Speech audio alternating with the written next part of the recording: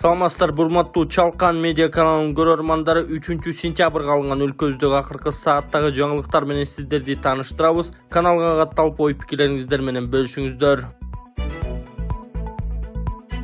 Гапыр Мадаминов жана Орозали Сайдылканов 3-даражадагы Манас ордени менен сыйланды. Эмгек сиңирген мугалимдер Гапыр Мадаминов жана Орозали Сайдылканов 3-даражадагы Манас ордени менен сыйланды. Бул тууралуу 1-сентябрда Билим берүү жана Илим министрлигинен билдиришти.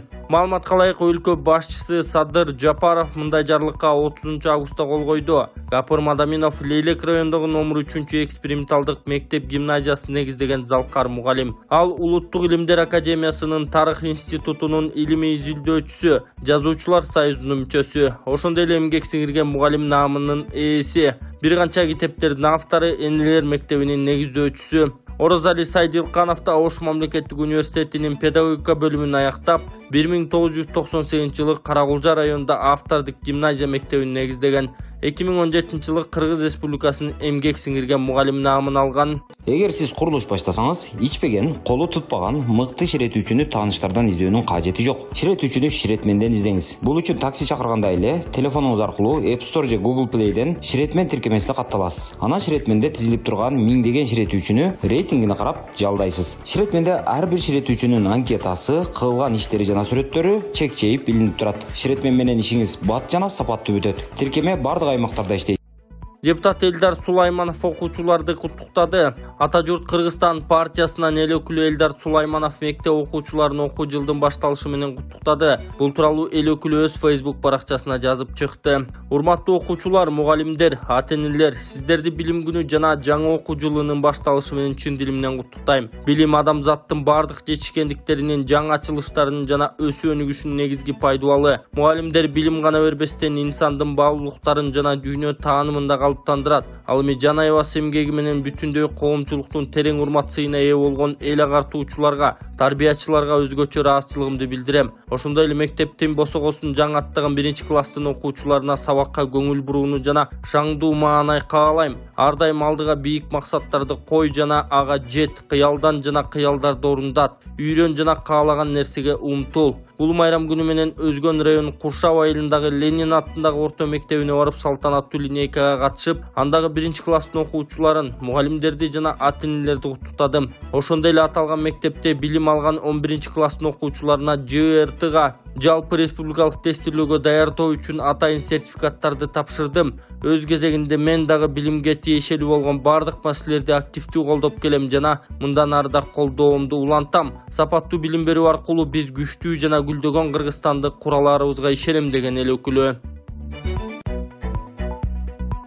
Бишкекте эл аралык Куран жарышы өтүп, 16 өлкөнүн каарылары катышты. Бишкекте 3-чү жолу өткөрүлгөн эл аралык Куран жарышы жыйынтыкталды. Бул тууралуу муфтияттын маалымат кызматы билдирди. Аталган сынак Борбордук имам Сарахси мечитинде Кыргызстандын эгемендүүлүгүнүн 32 жылдыгына карата уюштурулган. Муфтий Замирбек Кары Ракыев Кыргызстанда Куран жарыш 1-чи жолу өткөрүлгөндө 12, экинчисинде 16, ал эми быйыл 25 өлкөдөн каарылар катышканын билдирди. Ошондой эле Куран маданиятын көтөрүүгө багытталган бардык аракеттер жасалаарын кошумчалады.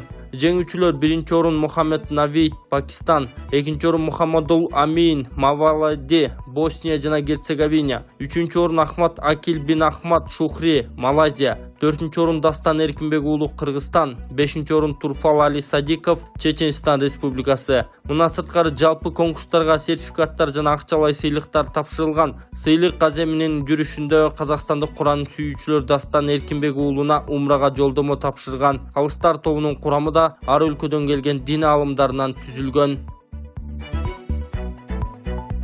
Камчыбек Ташиев мамлекетке чыккынчылык кылгандарга күч органдарынын жообу катаал болот. 2-сентябрда УКМКнын төрагасы Камчыбек Ташиев Facebooktагы баракчасына билдирүү жарыялады. Кимдеги мамлекетке чыккынчылык кылса, кимдеги мамлекеттин ичине бүлүк салуу аракеттерин жасса, аларга айоо болбойт. Күч органдарынын жообу андай жарандарга катуу болот, деп жазды Камчыбек Ташиев.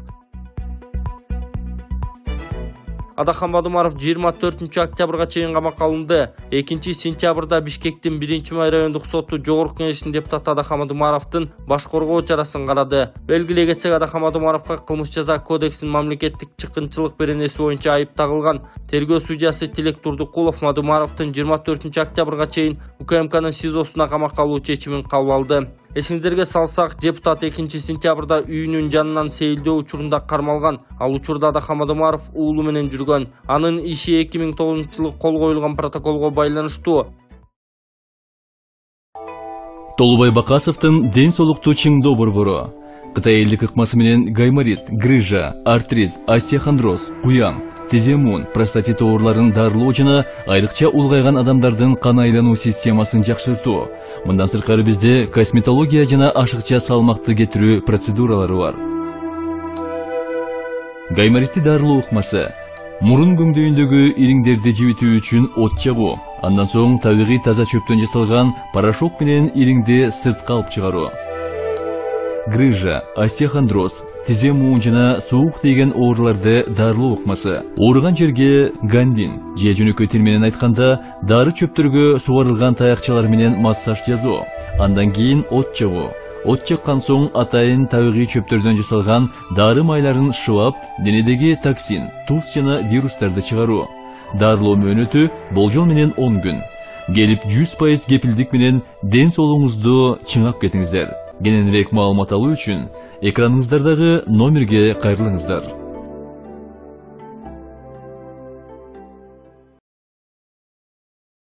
Санкт-Петербург шаарында Кыргызстандын башкы консулдугу ачылды. Орусиянын Санкт-Петербург шаарында Кыргызстандын башкы консулдугу ачылды. Бул тууралуу Тышкы иштер министрлигинин маалымат кызматы билдирди. Дипломатиялык өкүлчүлүктү ачуунун максаты экономикалык жана маданий гуманитардык кызматташууну мындан ары Орусия менен өнүктүрүү, ошондой эле Кыргызстан жарандарынын Россияда аймагында жүрүүсү үчүн жагымдуу шарттарды түзүү. Башкы консулдуктун округуна Карелия Республикасынын, Коми Республикасынын, Архангельск, Вологда, Калининград, Ленинград, Мурманск, Новгород, Псков облустарынын жана Санкт-Петербург шаарынын аймактары кирет. Бул жерлерде жүргөн мекендештер консулдук кызматтын бардык түрлөрү боюнча кайрыла алышат. Башкы консулдуктун дареги Санкт-Петербург шаары, Верейская 9 көчөсү, Пушкинская жана Технологический институту.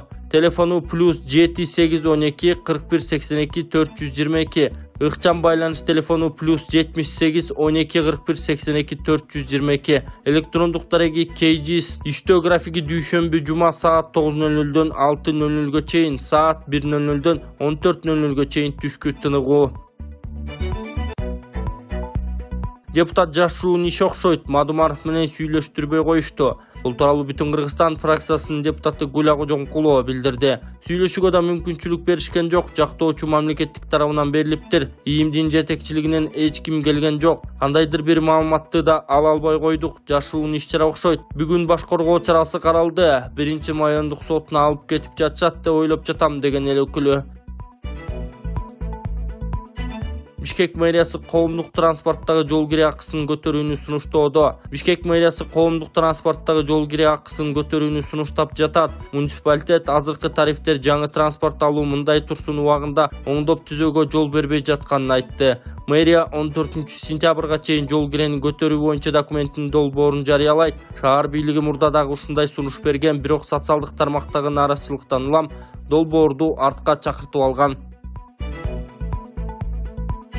УКМКнын көрсөтмөсү саясатчы Равшан Жээнбеков абакта кыйноого кабылганын кабарлады. Кемпироват иши боюнча айыпталып жаткан саясатчы Равшан Жээнбеков абакта кыйноого кабылып жатканын кабарлады. Бул тууралуу ал 1 сентябрда Facebook баракчасына жазды. Саясатчы буга чейин УКМКнын тиешеси бар экенин айтып, эл аралык уюмдарга кыйноолорду алдын алуу борборлоруна, Акыйкатчы институтуна жана укук коргоочуларга кайрылган. 5 күндөн бери күнүгө тинтүү болуу эч мыйзамсыз буюм таба албай, бүгүн СИЗО 1 кызматчыларысыз муздак эч кандай шарты жок камерага камашты. Менин сыз муздак камерага жатууга ден соолугум жол бербейт дегениме карабай жарым подвалга 1-кабатка которушту. Түрмөгө камалгандан бери жалгыз менен эле 4-жолу башка камерага которуп айыпталып кыйнашууда, деди ал. Жээнбеков президент Садыр Жапаров менен УКМКнын төрагасы Камчыбек Ташиев жакындарын куугунтуктап бүтүп, аны оорутуп өлтүрүү үчүн атайлап ден соолугуна туура келбеген, сыз камерага камашууда деп билдирди. Азырынча бул боюнча жаза аткаруу кызматы да, Улуттук коопсуздук мамлекеттик комитети да комментарий берелек. Гемпирабад иши. Равшан Жээнбеков 2022 жылдын октябрында Гемпирабад суу сактагычынын жерин Өзбекстанга берүүгө каршы чыккан 30га чукул активист саясатчы менен бирге кармалган. Аларга массалык башаламандык уюштурууга даярдык көргөн деген айып тагылган. Алардын көпчүлүгү негизсиз камалганын айтып, ачкачылык жарыялашкан. Ноябрда башталган акция декабрдын аягына чейин созулган. Айрымдары сот отурумдарында эсин жоготсо, башкалары абалы оорлоп кеткендиктен ооруканага жаткырылышкан. Кармалгандардын баары Гемпирабад суу сактагычынын Өзбекстанга өтүшүн ачык сынга алышкан. Аларда ошол ачык айтылган сөздөрдү өздөрүн камакка алууга негиз болгон деп келишет. Активист саясатчылардын кармалышын бир катар депутаттар айыптап, ал эми Human Rights Watch эл аралык укук коргоо уюму Кыргызстандын бийлигинен кармалгандардын баарын бошотууга чакырган.